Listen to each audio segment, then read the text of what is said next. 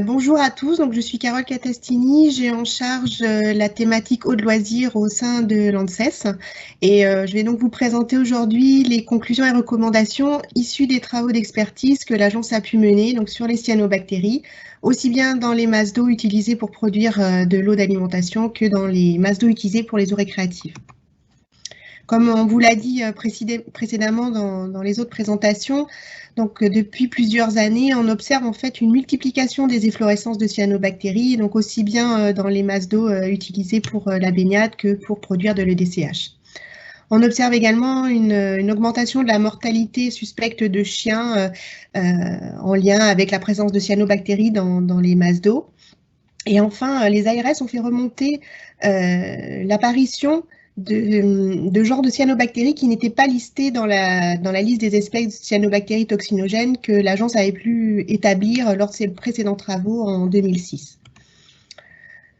Donc, devant cette situation, la Direction générale de la santé a saisi l'agence en 2016 afin qu'elle actualise justement donc, la liste des espèces de cyanobactéries toxinogènes. Également qu'elle mette à jour, si possible, les valeurs limites de qualité pour les cyanobactéries et les toxines, aussi bien dans les EDCH que dans les eaux de baignade, et qu'elle tienne compte du particularisme des territoires d'outre-mer, puisque la présence de cyanobactéries est maintenant bien confirmée dans certains de ces territoires. Donc, parallèlement à la demande de la DGS, la Direction générale de la santé a également saisi l'agence à peu près à la même période sur des questions qui portent plutôt sur les poissons d'eau douce.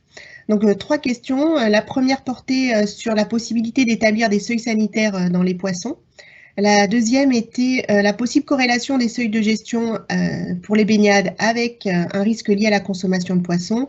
Et enfin, l'établissement possible de modalités de suivi à mettre en place pour couvrir le risque poisson en plus du risque baignade. Donc la question concernant les corrélations seuil de gestion baignade et poissons, la réponse a été apportée dans un appui scientifique et technique qui a été publié en 2016. Et pour les 2 autres questions, elles ont été traitées en même temps que les questions relatives aux EDCH et aux eaux de baignade, mais je ne vous les présenterai pas aujourd'hui. Elles sont présentes dans le rapport de l'agence. Donc, pour répondre à l'ensemble de ces questions, l'agence a installé un groupe de travail d'experts en janvier 2017, dont la présidente était Catherine Quiblier. Les experts ont travaillé selon 2 grands axes. D'abord, une revue bibliographique qui a permis de faire un état des lieux des connaissances, aussi bien donc, au niveau des cyanobactéries, des données de toxicité. Nous avons tenté de collecter des données d'exposition en France et lister les différents moyens de maîtriser les cyanobactéries. Puis, dans un deuxième temps, donc, le but a été de proposer une stratégie de surveillance, aussi bien au niveau de l'échantillonnage que des méthodes analytiques adaptées, des traitements, si certains traitements pouvaient être utilisés, et proposer des indicateurs de surveillance. Donc, la première étape a donc été de mettre à jour la liste des cyanobactéries toxinogènes. Donc, je vous présente ici uniquement les cyanobactéries toxinogènes que l'on peut retrouver dans les eaux douces, puisque le champ de l'expertise s'est limité aux eaux douces. Donc, voici les 4 grandes classes de familles de toxines que l'on retrouve dans les eaux douces, donc microcystine, cylindrospermopsine, saxitoxine et anatoxine, et en face, donc, les genres de cyanobactéries que l'on peut retrouver. Donc, la différence par rapport à la liste de 2006, c'est qu'on a donc intégré les cyanobactéries benthiques, et vous voyez également que la liste se limite au genre de cyanobactéries, et plus jusqu'aux espèces, afin de faciliter l'identification. Donc, à noter que cette liste n'est pas figée dans le marbre et va pouvoir évoluer dans le temps, puisque la classification des cyanobactéries évolue assez rapidement, puisque même au cours de l'expertise, on a certains noms qui ont pu évoluer, comme vous voyez, Camptonema, Formidium et Microcoleus, voilà, c'est la même cyanobactérie. Nous avons ensuite essayé donc de collecter le nombre d'intoxications humaines qui ont pu être recensées depuis les précédents travaux de l'agence. Donc, les centres antipoison ont répertorié 95 cas d'exposition à des cyanobactéries depuis le 1er janvier 2006. Comme vous pouvez le voir sur la figure, on voit qu'il y a une augmentation des cas ces dernières années. Donc, ces cas, ce sont généralement des enfants ou des jeunes adultes qui ont pratiqué la baignade ou d'autres activités nautiques, notamment donc, pendant l'été, et plutôt au nord de la Loire. Les symptômes associés à ces intoxications sont plutôt des symptômes modérés, On peut trouver des vomissements, des nausées, des douleurs musculaires, et c'est souvent des cas individuels. On peut penser, du fait que les symptômes ne soient pas spécifiques des cyanobactéries, qu'il s'agit souvent, que le nombre de cas doit être largement sous-estimé. Donc, nous avons essayé ensuite de connaître les pratiques de surveillance en France. Donc, nous avons adressé aux ARS un questionnaire en 2017, un questionnaire en 2 volets, donc une partie récréative et une partie EDCH, donc qui concernait la stratégie de suivi, les méthodes d'analyse, la bancarisation des données et les stratégies de gestion. Donc, on a 68 départements qui ont répondu au questionnaire. Et il s'avère, donc comme ça a été cité précédemment, qu'il existe une grande variabilité des pratiques de gestion sanitaire et des difficultés dans la mise en place de cette gestion au niveau national. Le contrôle sanitaire est quelquefois inexistant dans certains départements, mais cela peut s'expliquer par le fait que certains départements n'ont pas la problématique cyanobactérie. Pour les départements qui pratiquent une surveillance, il s'est avéré que les modalités et les coûts de mise en œuvre sont très hétérogènes d'un département à l'autre. Les ARS nous ont également indiqué que les délais de transmission entre les laboratoires et les ARS étaient souvent incompatibles avec les impératifs de gestion. Et enfin, il apparaissait une forte hétérogénéité dans la bancarisation des résultats. Donc, il apparaît vraiment nécessaire d'harmoniser cette surveillance. Donc, dans le but de mettre à jour les valeurs limites et seuils de gestion, nous avons mis à jour les données de toxicité concernant les cyanotoxines. Pour cela, nous avons fait donc une revue systématique pour les 4 principales cyanotoxines que l'on retrouve en eau douce. Donc, concernant l'anatoxine, aucune nouvelle donnée de toxicité depuis les précédents travaux de l'agence, donc aucune VTR n'a pu être établie. Concernant les 3 autres, donc les études que nous avons répertoriées sont uniquement des données concernant l'ingestion d'eau. Donc l'exposition via l'inhalation ou l'exposition cutanée, nous n'avons pas trouvé de données, d'études suffisamment robustes. Donc je ne sais pas si vous voulez que je détaille ici, mais donc par exemple pour la microcystine, vous pouvez voir que la VTR est très très faible, 1 nanogramme par kilo de poids corporel et par jour. Alors comment s'explique cette valeur? C'est qu'en fait, depuis les précédents travaux de l'agence, il y a eu pas mal d'études et nous avons retenu une étude où les doses testées sur les animaux étaient largement inférieures aux doses testées jusqu'à présent. Cette étude a été jugée robuste et donc nous l'avons utilisée pour produire la VTR. L'effet critique retenu est une altération de la qualité spermatique et non plus une atteinte du foie. Et donc, selon le même principe, nous avons donc pu mettre à jour les VTR pour la cylindrospermopsine et pour la saxitoxine. Donc, à la suite de l'élaboration de ces VTR, nous avons donc tenté d'estimer le risque et pour cela, nous avons élaboré des scénarios d'exposition pour les 3 usages, donc à la fois l'ingestion de DCH, la pratique de la baignade et d'autres activités nautiques et l'ingestion de poissons d'eau douce. Donc, le risque a pu être estimé uniquement pour l'ingestion d'eau. Lors de l'élaboration de nos scénarios, nous avons considéré qu'un individu qui se baignerait dans une masse d'eau contaminée, laquelle servirait également à produire de l'EDCH et laquelle serait également utilisée pour la pêche et que ce pauvre individu pêcherait également un poisson contaminé, était peu probable. Donc, ce que nous avons fait, c'est que nous avons donc attribué à chaque usage une part de 100% et nous avons donc calculé individuellement les risques. Nous avons donc pu proposer des seuils de gestion qui se situent dans le tableau et je vous ai indiqué uniquement ceux qui concernent le DCH et les eaux récréatives. Donc pour l'anatoxine, comme nous n'avons pas pu déterminer de VTR, nous n'avons pas pu estimer le risque et donc le seuil de gestion que nous mettons, c'est absence ou présence. Pour la microcystine, donc jusqu'à présent, le seuil était de 1 microgramme par litre dans les EDCH et de 13 pour les eaux récréatives. Donc vous voyez qu'ici, le seuil chute beaucoup, mais c'est dû au fait que la VTR est très inférieure à celle qui était jusqu'à présent utilisée.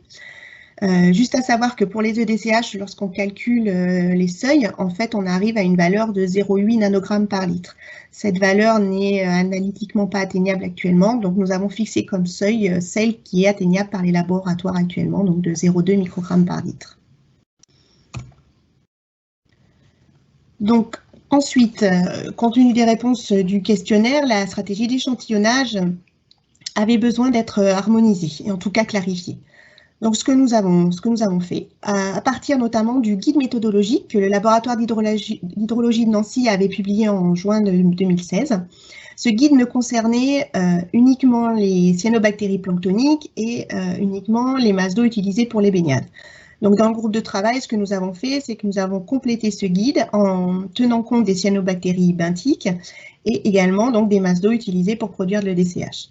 Donc, on va dire la grande différence à la pratique actuelle, c'est que l'ensemble des échantillons qui seront utilisés pour dénombrer des cyanobactéries, que ce soit des cyanobactéries planctoniques ou benthiques, doivent être fixés au Lugol, ce qui n'était pas forcément le cas jusqu'à présent. Donc une fois qu'on a échantillonné, il faut ensuite dénombrer les cyanobactéries. À savoir qu'en France, il existe deux méthodes qui sont largement utilisées, la méthode par filtration et la méthode du thermol. Il s'avère que ces deux méthodes ne rendent pas forcément les mêmes résultats, ce qui peut être source d'incohérence au niveau de la gestion sur le terrain. Donc, il apparaissait nécessaire de mettre en place une étude de comparaison de ces deux méthodes avec un protocole bien maîtrisé. Le laboratoire d'hydrologie de Nancy donc, a réalisé cette étude qui est en cours de finalisation. Donc, je ne peux pas vous présenter aujourd'hui les résultats, mais dans l'attente de ces résultats, le groupe d'experts a donc retenu comme méthode de référence la méthode du thermol, qui est de toute façon la méthode référence au niveau mondial. Nous proposons également de rendre les dénombrements en biovolume et non plus en nombre de cellules, ce qui permettra donc de ne plus tenir compte de certaines espèces de cyanobactéries qui ont des tout petits volumes et qui sont présents en grand nombre et qui ne sont pas du tout toxinogènes. Concernant les cyanobactéries benthiques, on reste sur une identification sous microscope optique droit entre lame et lamelle. Donc ensuite, au niveau de l'identification des cyanotoxines, donc il existe plusieurs méthodes actuellement décrites au niveau mondial. La plupart sont basées sur une méthode de chromatographie liquide ou gazeuse, couplée avec différents détecteurs. Donc ces méthodes ne permettent pas de quantifier l'ensemble des variants parce que les étalons n'existent pas. Il existe également des effets matrices assez importants. Et enfin, ces méthodes nécessitent des personnels qualifiés. Donc l'agence recommande plutôt l'utilisation des tests ELISA, qui sont des tests simples, rapides et sensibles, et qui vont permettre de doser l'ensemble des variants. Donc on ne distinguera pas chaque variant, mais on pourra doser l'ensemble des variants. Actuellement, les tests ne sont pas encore totalement au point pour analyser la chair de poisson, mais pour les matrices eau, EDCH ou eau de baignade, il n'y a aucun souci, les tests sont disponibles. Donc j'en viens donc à nos propositions de recommandations au niveau de la surveillance. Donc ce que l'agence propose, c'est de coupler une surveillance du gestionnaire de la masse d'eau avec un contrôle sanitaire. Donc au niveau des EDCH, on sait des masses d'eau utilisées pour produire des EDCH, ce n'était pas forcément le cas jusqu'à présent. Et donc ce que l'on propose, c'est de réaliser un état des lieux de l'ensemble des masses d'eau utilisées pour le DCH en France lors d'élaboration des PGSSE.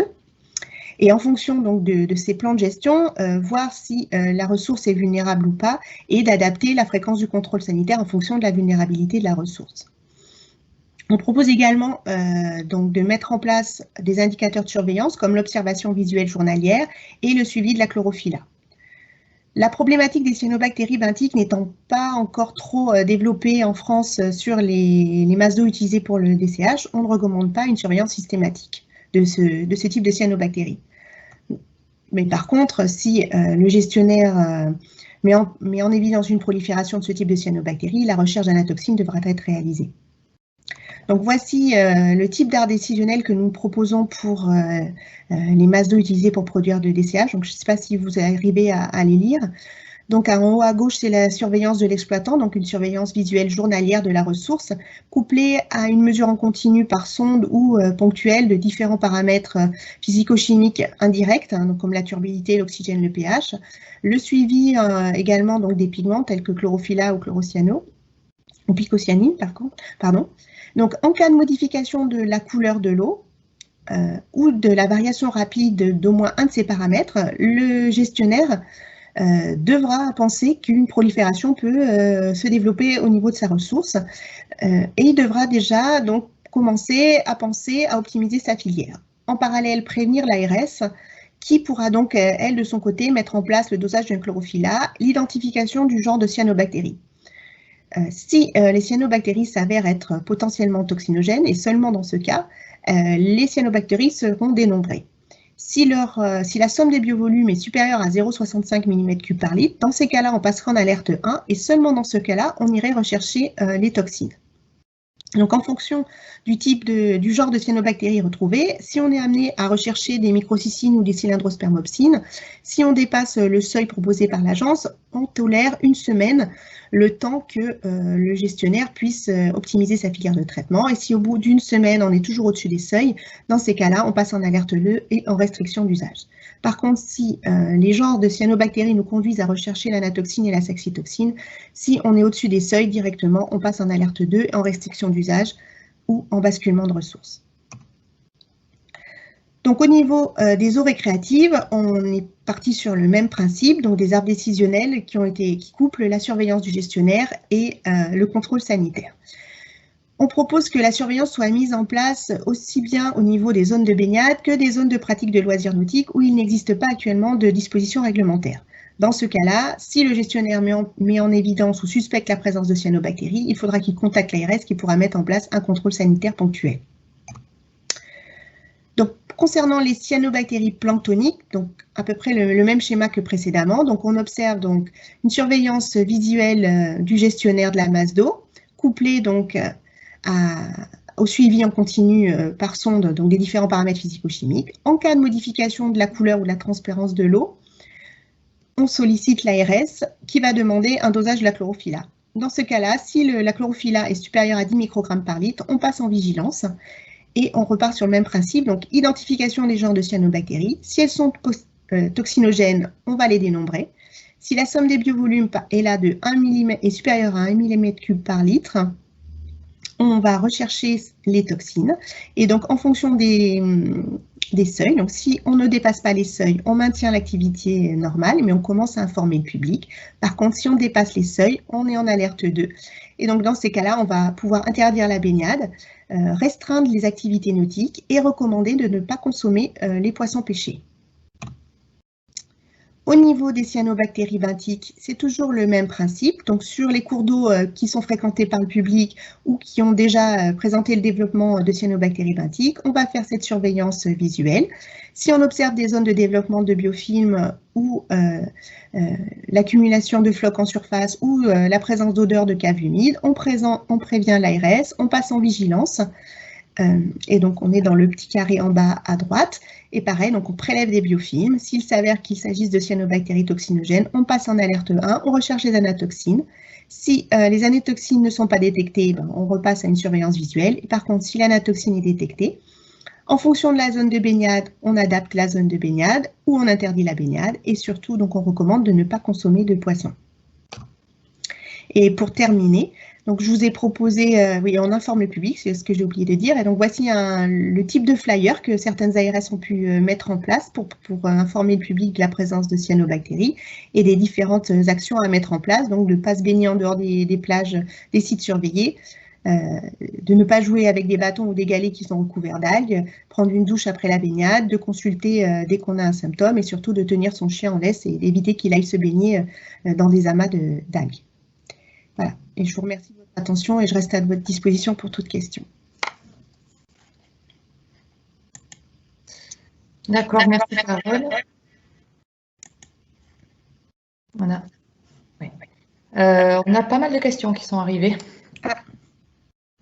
Alors, donc, une question, enfin une remarque un petit peu sur le risque. Comment le qualifier au vu voilà, du nombre de cas sur 12 ans, qui même s'il est sous-estimé, est-ce que le risque n'est pas insignifiant au final? Est-ce que tu pourrais comparer par rapport à peut-être à d'autres risques qui peuvent être gérés par l'ANSES ou quelque chose comme ça? Alors, c'est la problématique, je dirais, avec les eaux de baignade, parce qu'en fait, les symptômes associés ne sont jamais spécifiques à la baignade. Donc, enfin, voilà, quel que soit je veux dire, le pathogène, les risques liés à la baignade sont toujours sous-estimés. Après, bien sûr, il n'y a pas une mort, ça ne va pas entraîner la mort. Hein. Le risque, on n'a pas pu le quantifier, puisque nous n'avions pas de données de concentration de cyanotoxines dans les eaux, hein, donc on n'a pas pu estimer s'il était élevé ou pas. Ce qu'on a calculé, c'est des concentrations maximales tolérables. C'est-à-dire que si on dépasse les seuils proposés, les baigneurs ou les consommateurs d'eau peuvent présenter les risques. Et surtout, je dirais, c'est l'accumulation du risque, il s'avère qu'en fait, d'une année sur l'autre, où voilà, les proliférations restent dans les masses d'eau et que c'est l'exposition cumulée qui va pouvoir entraîner des risques. D'accord. Oui, si je peux me permettre d'intervenir juste 2 secondes? Bien sûr. Oui, juste pour compléter la réponse de Carole, la difficulté par rapport à un risque microcystine, par exemple, c'est que c'est de la toxicité sur le long terme, c'est pas une toxicité aiguë. Donc c'est vrai que vis-à-vis du public, on se dit à quoi ça sert d'interdire. La difficulté, c'est que la réponse, elle peut se faire sur le long terme et le baigneur moyen ou le consommateur d'eau, il ne va pas avoir conscience d'être confronté à cette difficulté. Contrairement aux anatoxines, où il y a un risque de toxicité aiguë avec une mortalité immédiate, donc là, effectivement, on ne se pose pas la question, quoi. Voilà, c'est tout, pardon. Merci beaucoup, Catherine Quibier, pour ce complément. On a une question qui nous est posée par Pierre-Jean Copin de l'Office cantonal de l'eau à Genève. Pourquoi la VTR de la microcystine LR a un indice de confiance moyen, sachant que l'étude sur laquelle vous basez est robuste? Donc, en fait, pour établir la VTR, on utilise différents indicateurs d'incertitude, on va dire, de sécurité. Donc là, il y a tout un protocole au niveau de l'agence pour élaborer des VTR. On se base sur le nombre d'études qui ont montré cet effet, la robustesse des études, enfin voilà, tout un tas de critères différents. Et les experts qui ont élaboré cette VTR ont jugé que il y avait nécessité de compléter les études pour avoir un indicateur de confiance fort. Mais en fait, il faut savoir que c'est la première étude qui a mis en évidence une altération de la qualité spermatique. Donc depuis 2011, il y a eu d'autres études qui l'ont montré, mais c'est toujours la même équipe de recherche qui montre ces effets-là. Donc je pense que pour avoir un effet de confiance fort, il faudrait qu'il y ait d'autres équipes de recherche qui mettent en évidence cet effet-là. Mais la qualité de l'étude que nous avons choisie, elle est très très bonne. Au niveau du protocole sur les animaux, le nombre de doses testées, la qualité des résultats. Voilà, l'étude en elle-même est de très bonne qualité. Des questions aussi sur les méthodes de suivi de ces toxines. Est-ce qu'on ne pourrait pas le faire plutôt en systématique pour réduire les coûts? En systématique, c'est-à-dire? L'exemple des tests bandelettes est donné, ou voilà, pour éviter d'avoir vraiment des dénombrements à chaque fois, et puis pour avoir aussi des résultats, je suppose, en temps réel, et non pas de s'affranchir du temps nécessaire au laboratoire. Après, si on suit les arbres décisionnels que nous avons établis, on n'est pas obligé de dénombrer à chaque fois, en fait, hein. Ça sera vraiment que si on identifie des espèces toxinogènes. C'est la logique de l'arbre décisionnel est quand même différente de la gestion qui est actuellement en place. Oui, et Édouard Champeau, du coup, de Microbien Environnement, précise qu'il existe des méthodes aussi justement pour suivre, pas forcément les toxines, mais pour suivre un petit peu le développement des cyanobactéries en temps réel. Oui, bah alors ça, c'est la mise en place, par exemple, de sondes, hein, c'est une chose que l'on propose, hein, de mettre en place par l'exploitant de la ressource, comme la chlorophylla ou d'autres indicateurs qui permettraient, voilà, parce qu'en fait, c'est une gestion qui ne peut pas être nationale. En fait, c'est chaque plan d'eau chaque gestionnaire doit connaître son plan d'eau et voir en fonction des bruits de fond déjà s'il y a une modification ou pas de certains paramètres. Ah, il y a Catherine. Si je peux intervenir, ouais.